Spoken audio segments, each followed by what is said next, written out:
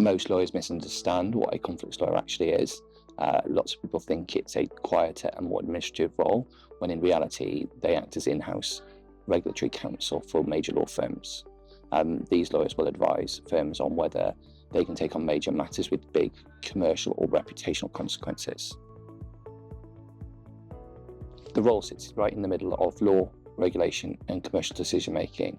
It's about balancing conflicts of interest, confidentiality, professional conduct and commercial risk.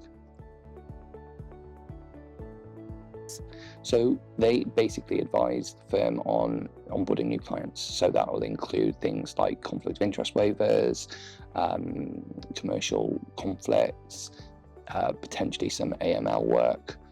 They will also advise the firm on waivers for current or future clients, information barriers and confidentiality. Best sort of lawyers for these types of roles are people that understand how law firms operate, people who understand how to make and manage senior stakeholders, people who have got good, strong commercial judgment, and people who are strong at analysing risk and conflicts.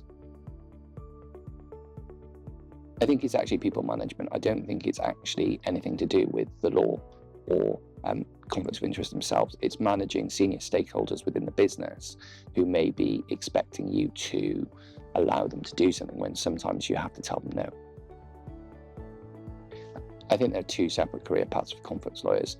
Firstly, you've got the new business team career path, where you will progress from junior conflict lawyer to senior conflict lawyer to perhaps head of new business, and that will specialise in looking at whether firms can take on new matters. And the other career path we're seeing is conflict lawyers broadening out to a more risk and compliance type role within the General Counsel's office, and perhaps one day becoming General Counsel. The market for conflicts lawyers is very strong at the moment. Firms are investing heavily in this because the SRA has recently doled out a number of fines for breaches of onboarding, or policies with regard to onboarding. Firms are not necessarily looking for people who've got conflicts experience, but are open to people who like the idea of the role and are interested in conflicts in the future. If you're interested in what a conflict lawyer sounds like, I'm more than happy to discuss it with you on the phone or over email. Please get in touch and we can talk about it in more detail.